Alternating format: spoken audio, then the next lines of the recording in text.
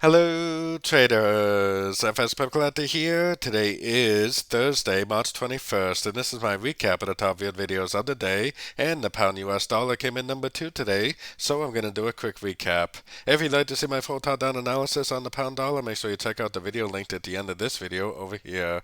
So we had a big push down today after the big push up yesterday at the interest rate news.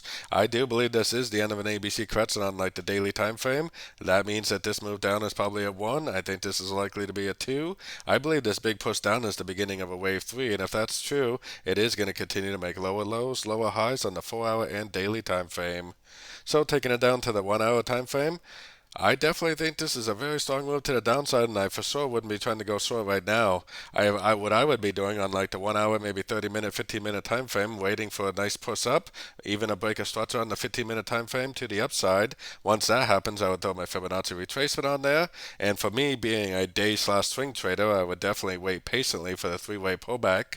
If you are more of a scalper, you could definitely go long at the end of a wave B, get in, then exit your trade at the end of a wave C and go short for the continuation of the downtrend. For me, I'm definitely not going to be doing that. I'm going to be patiently waiting for the end of a three-way pullback to go short for the continuation of the downtrend, which at this point I think is likely to be a subdivision 1, subdivision 2, and subdivision 3, probably a 1, 2, 3 of wave 3.